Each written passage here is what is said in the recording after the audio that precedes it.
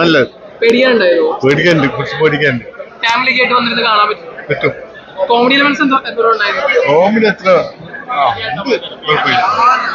അടിപൊളി ഫാമിലി ആയിട്ട് നല്ല എൻജോയ് ചെയ്യാൻ പറ്റിയ അടിപൊളിയാണ്. പേടിക്കാനുണ്ടായിരുന്നു. അടിപൊളി പടമാണ്. Super super. ഒരുപാട് പാട്ടായാലും പിന്നെ ഓരോ സസ്പെൻസ് ആയാലും സൂപ്പർ. മുരളിയേട്ടന് ഒരു പൊൻതൂവൽ കൂടി അർജുൻ അശോകന്റെ ഒരു പീക്ക് സൂപ്പർ സൂപ്പർ സൂപ്പർ. അതുപോലെ പിന്നെ സുരേഷ് ഗോപിന്റെ മകനുണ്ടല്ലോ, അടിച്ചു പൊളിച്ചു. കോമഡി എലമെന്റ്സ് ഒക്കെ എന്തോരം ഉണ്ടായിരുന്നു. സൂപ്പർ സൂപ്പർ ആയിരുന്നു, എല്ലാം സൂപ്പർ ആയിരുന്നു. അത്ര നല്ല അഭിനയം, നല്ല നല്ല നല്ല അഭിനയം. വളരെ അടുത്ത കാലത്ത് ഇതൊക്കെ പറയാൻ കണ്ടിട്ടില്ല. അതെ, നല്ലൊരു അഭിനയം, നല്ലൊരു നല്ല അഭിനയം. പേടി, ഭീതി, നമ്മൾ ഭീതി വരെ എത്തി നിൽക്കാറല്ലേ ഒരു ഹൊറർ മൂവി. നമ്മൾ എന്താ പ്രതീക്ഷിച്ചേ? അതാണ് ഇതിലും പടത്തിലും മുഴുവൻ ഫുൾ ഹൊററാണ്. ഒരു രക്ഷയില്ല. ഹൊറർ, കോമഡി, ഡ്രാമ എല്ലാം അടങ്ങിയ നല്ല അടിപൊളി മൂവി.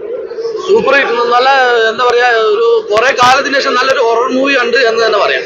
മലയാളത്തിൽ ടിപ്പിക്കലി കാണുന്ന ഒരു ഹൊറർ മൂവിനേക്കാളും വ്യത്യസ്തത പറഞ്ഞാൽ ഈ ഹൊറർ മൂവിയിൽ പിന്നെ റൊമാൻറ്റിക്കും കോമഡിയും കൂടെ എല്ലാം അടങ്ങിയൊരു ടോട്ടലി എല്ലാം അടങ്ങിയൊരു ഹൊറർ മൂവി എന്ന് തന്നെ പറയാം. മൊത്തത്തിൽ എൻജോയ് ചെയ്യാൻ പറ്റിയ നമ്മൾ പറഞ്ഞ ഫുൾ എൻഗേജ്ഡ് ആണ് പടത്തിൽ. കാരണം ഒട്ടും ലാഗില്ലാതെ നല്ല എൻഗേജ്ഡ് ആയിട്ടുള്ള ഒരു മൂവി.